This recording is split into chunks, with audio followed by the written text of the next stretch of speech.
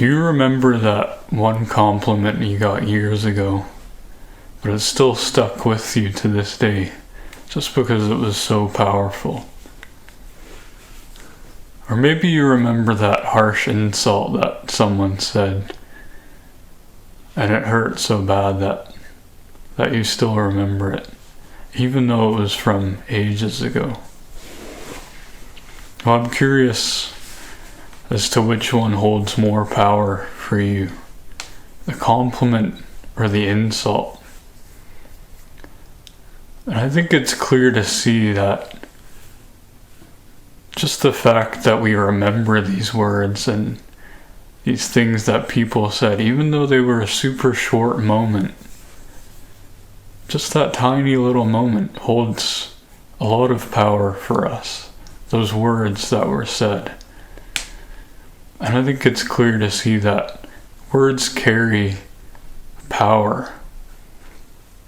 There's a specific power and significance that our words carry, the words we speak to others and to ourselves. They carry a certain energy, a certain vibration. And so words are essentially like a vessel, a carrier of energy and vibration, in which the energy and vibration can be infused. And so the actual words themselves that we choose to speak can affect the energy that they carry. So, say for example, you say the word love. Of course, it's a word that's pretty high up, right? Like it's got its good feelings, good emotions, good things attached to it. And then on the other hand, you've got the word hate, which is pretty low down. You know, it's got negative emotions, low vibrations tied to it. So the actual words themselves that you choose can affect the energy that they carry. It's important for you to know that you can choose and infuse your words with energy, either unconsciously or consciously and mindfully. And so just think about this. If a robot were to speak, or one of those new AI voices like ChatGPT, you know, when you're talking to the AI and it just sounds weird, you know, there's no emotion there. There's no energy, there's no charge behind the words. But when there's a human behind the words, that's when there's energy there, there's emotion, and there's a charge behind those words. And so you can either choose high vibration words as the speaker and infuse your words with love and peace and these kind of higher energies, these higher vibrations. Or you can choose lower vibrations, lower energies, and infuse your words, choose your words from a place of fear and ego. And ultimately, it's up to you. And one thing I noticed, you might have noticed this too, but one thing I noticed is the way that two different people react to the same situation or the same thing. And so let's say, just for an example, right, there's someone who's really passionate, really enthusiastic about playing bocce ball.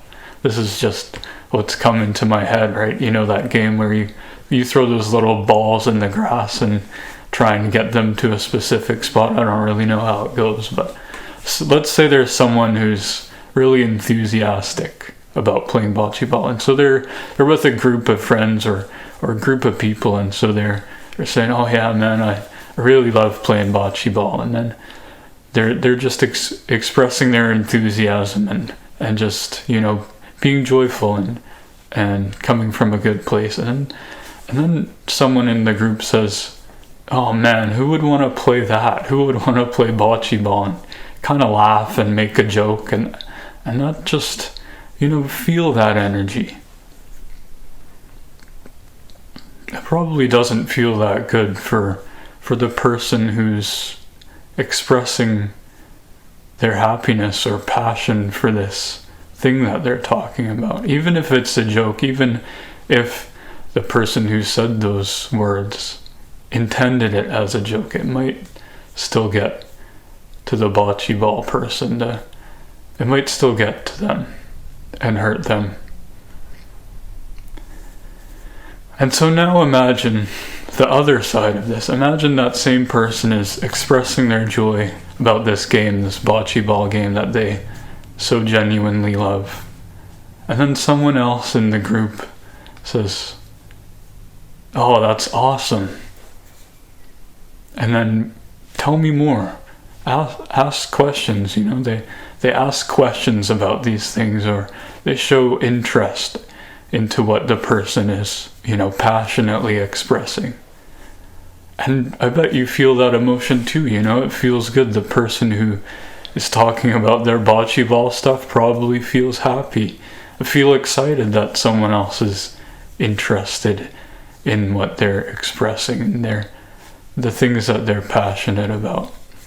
So you can just feel and see the difference between these two different kind of reactions and words that are being expressed. You've got the words that lift you up, lift other people up, and then you've got the words that drag you down and drag others down around you. And these words that we speak, they not only affect you, the speaker, but they also affect the people around you, as we see in the bocce ball story, but they also affect your environment and your surroundings, your room or the place where you're speaking these words. And so when you speak these words, depending on the vibration that they carry, these words carry, depending on your mood at the time, the energy that you infuse the words with, they affect you, they resonate through your entire body. Because your body is all energy,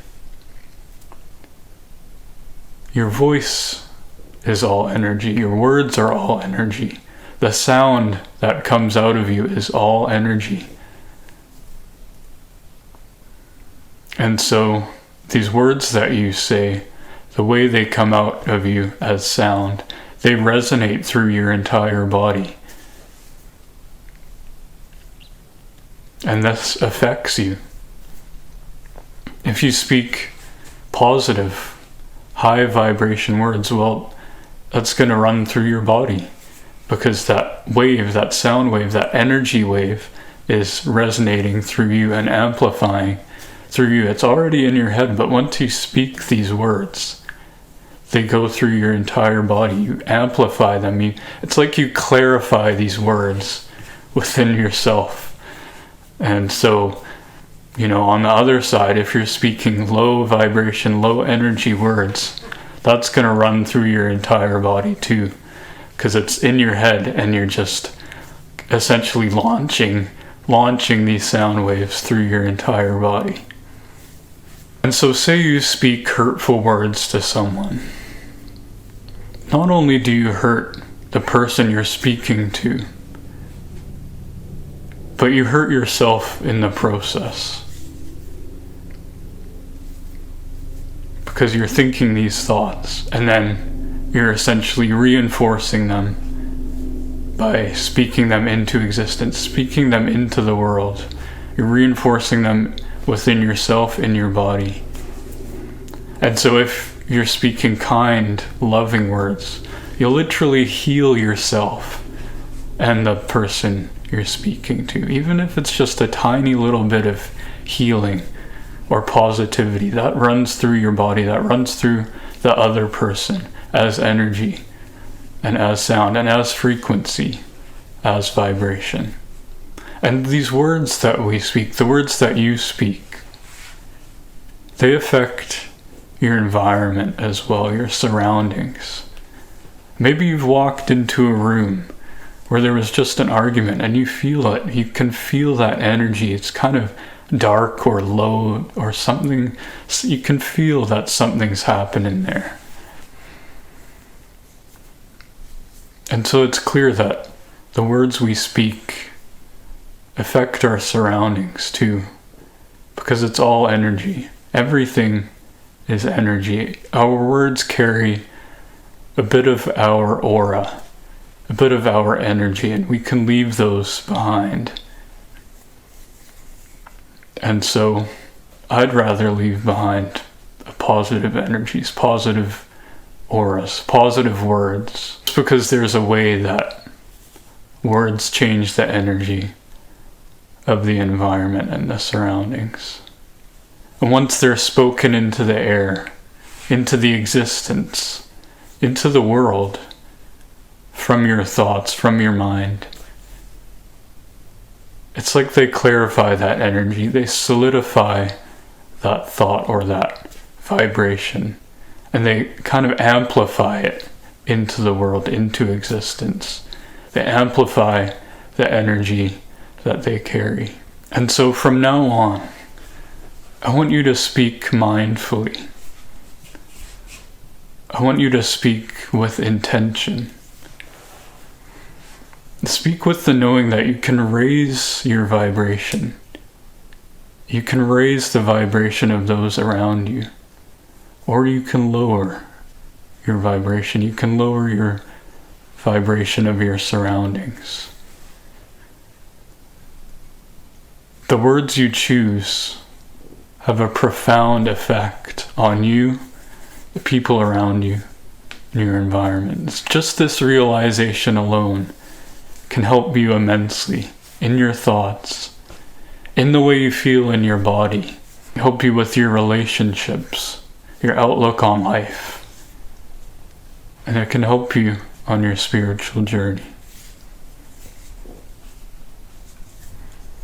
And so just remember, you can be anything, so please be love.